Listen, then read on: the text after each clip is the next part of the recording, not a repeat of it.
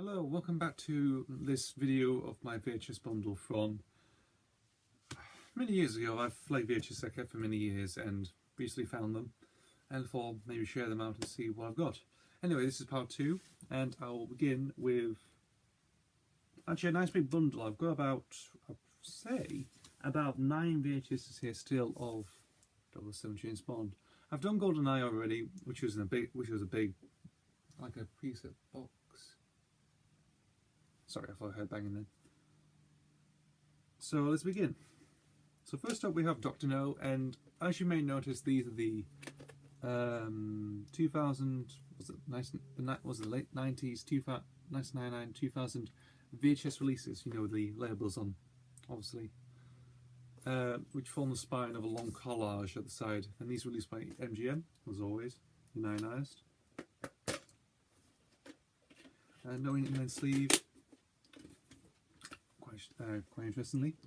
Obviously, next up we've got is From Russia with Love. Quite good. Nice bit of artwork there on the back as well. Quite good. Goldfinger. Again. Yep, same as Goldfinger. Next up we've got is On a Match Secret Service. Buy one, get one free. Don't know why that again there. Interesting thing, this is my second copy, because I originally bought it on DVD. However, I couldn't find the DVD, I don't know where it went, so I replaced it with this version. I think obviously it's never been played. It was just to fill in the collection bit, and you know. However, I still kept it in full, why not? You know, builds up the collection nicely. Next up we got is Diamonds Are Forever. Yep. Obviously 1971, yes indeed. So it's all the same. This is, you know, like as we move on, you know, Spy You Love Me. This is actually my first Roger Moore movie actually that I got. Probably one of my favourites. Sadly, he's passed away now. So I pay a lot of respect to him, saying, you know, my first James Bond film, actually one of the best ones out of his era. I think one of his best, really. Yeah, I do think so. Obviously, knowing the, I've just noticed this is actually quite different. This is it's the 007 widescreen collection with, well, it says a widescreen as well. So this must be a completely different version, I think. Either that or it's.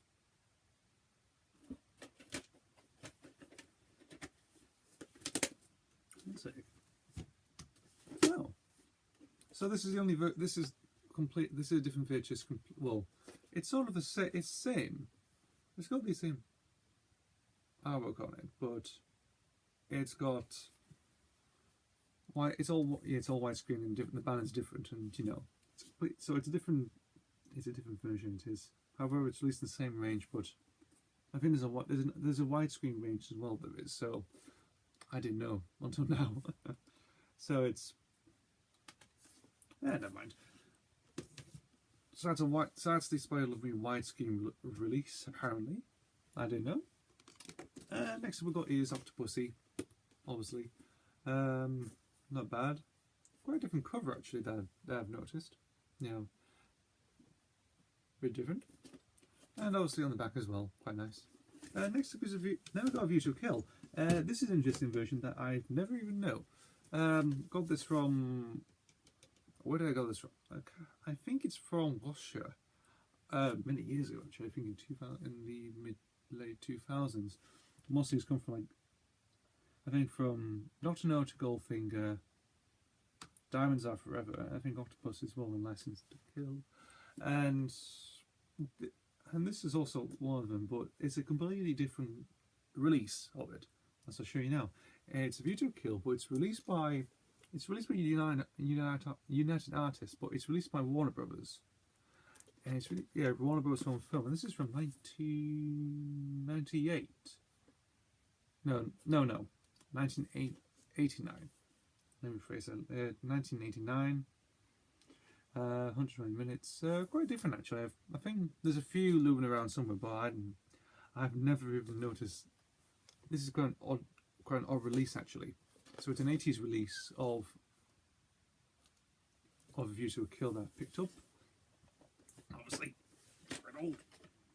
Because obviously with this VHS you've got the in sort of inlaying Warner Brothers there, which some VHS do have, and obviously one home video as well. Quite an old release actually, with grey on top, and sort of displaying the old ones, and base F. Base F, never do. Old base F VHS. Instructions inside to tell you where to place it. So yeah, it's quite a different release actually.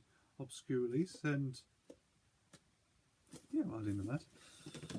That's A View to a Kill, the Warner Bros. Home video release I've picked up. Next up we've got is A License to Kill.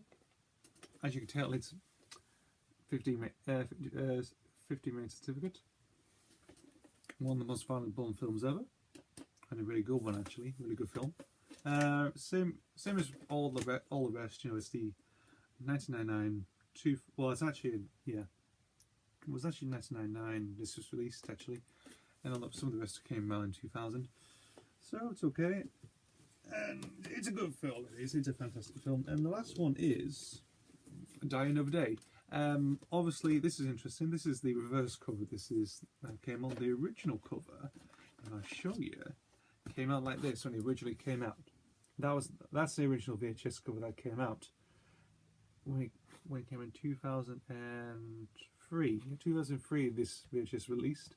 My dad actually got this years ago, as I remember, and it on the cover there, which is kind of nice. But inside, which I managed to flip over, contains the original sort of 1999-2000 cover art, which I added in, and it does contain a little bit of spine, as always. It's not the best James Bond film ever. It's not his best. Well, it's not.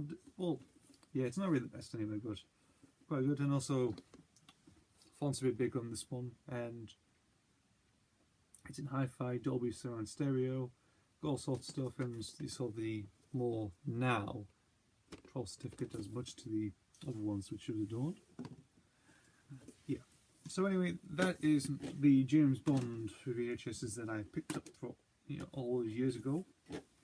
And it's just a feat for sort out the collection now and again. Because I haven't got these on DVD actually, and yeah, I haven't got these most on DVD. Well, some of these I've started to get, like GoldenEye on my 6 service I picked up, and indeed I will get around to getting maybe some more, or maybe. Next up we have got 4 videos here, and these are part of the horror franchises. Obviously, as I discussed before, I've shown Hellraiser 3, Hell on Earth, big box edition, and here are the other 4. Other 4, what do you mean? So let's begin. I'll show you now. So first up we've got Hellraiser, the 87 classic, British classic. It is a British film of all. This version here is the Cinema Club release from 1991. This came out. Cinema Club, if anyone doesn't know what this is, I'll give it a little indication. Cinema Club was devised by Video Collection International, which is on back here as well. They basically distributed movies which they... it's sort of a thing they used to do back in the day when they first formed, and obviously carried on since and merged with Film 4 and stuff like that, and just released movies all there. It's a bit annoying though when you think of it, especially possibly in the sort of like late 90s and stuff. It's very annoying now when they change, when they sort of like dissolved and re-emerged again as VCI. That is absolute terrible. So maybe avoid those releases in my opinion. Maybe if you stick to original ones like this, maybe it's okay, because it's basically the original VCI distribution limited. So that's my little further warning. So anyway, Hellraiser, an early film that I watched. I remember watching this particular release actually on VHS back in the day. I was of a young age, and I thought, what a good film this is. And the cover, obviously the cover scares you of Pinhead, though it's quite different as well, but it's pretty fantastic. So that's Hellraiser, great film.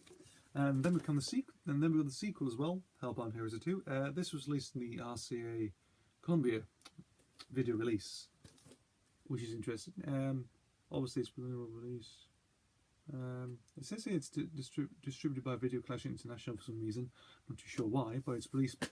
But on here it always says RCA Columbia Pictures, the original Columbia Pictures, which is interesting. And also you got, let's have a look at the back here. You've got an advertisement of the original Hellraiser, which I've just shown, which is interesting. Surprisingly, yeah. So Hellraiser 2, it's a good sequel. It's a good follow-on to the first one, and nice bit of picture artwork on here. Some nice bit of red there. Nice artwork on here as well. Quite good. Interesting thing about this, that's part of a deleted scene that never shown. Well, they became like surgeons or something. It's just like unearthed footage or unused footage that they never used in the movie. Just to let you know. And all the rest is just here, there, and everywhere. You know, in part of the film. So anyway, it's a good sequel, that is. Yeah. So after Hellraiser 2, there was Hell on Earth, which I've just shown, and then we've come to the fourth one, and this is Hellraiser Blue Line. Again, it's another Cinema Club release. Obviously, and this came out in 1986. But one thing, I'm just trying to think, because one thing is, it doesn't show anything on. Oh, it is. Yeah, it shares it. Yeah, it says distributed by Cinema Club, though.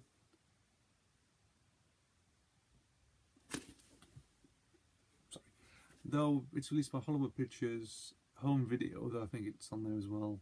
And Monster Nightmare, released in 1996. It's not the best, really. I sort of think it's one of the best movies of all. My mum thinks it's one of the best ones of all, and maybe not. It's quite forgetful anyway. However, inside you get, if I open this up, you've got the Cinema Club. Sorry, that's upside down. You've got the logo there, and obviously the side as it's usual. And inside you've got more great movies from Cinema Club as well. Oh, they always love pricing things up, don't they? And you've got Turner Hooch in there. You've got Halloween, Curse of Michael Myers, Heavenly Creatures. Heavenly Creatures, I thought those were... never mind, Peter Jackson's Heavenly Creatures, Glennis and Men, Marvin's Room, Spy Hard with Leslie Nielsen. Turner Hooch, you've got... Good Morning Vietnam. Lots of good stuff. Terminal Velocity. Silent Trigger. Oh yeah. Yeah, there's a good few films here, there, and everywhere that they've released or distributed, or got their filthy hands on. I'll talk about that eventually at some point. You know, in a totally different video, which I'll discuss. I'm grilling that company. So anyway, that's Hellraiser Blue Line, that is, from 1986. And then we've got the last one, and this is probably where it's like it goes more downhill than the Hellraiser franchise. Sally, it goes more downhill. Let's begin. So this is Hellraiser Inferno. This is the fifth one. This came out in 2000, released by Dimension Home Video. Funnily enough, this is a rental copy, and it's quite obscure. It's a bit meshed together. Obviously, the cover art's not really that well together. It's sort of it's like it's cut off and often there, no certificate rating. Cover art on here is a bit alright. The film itself is not good at all. It's not good.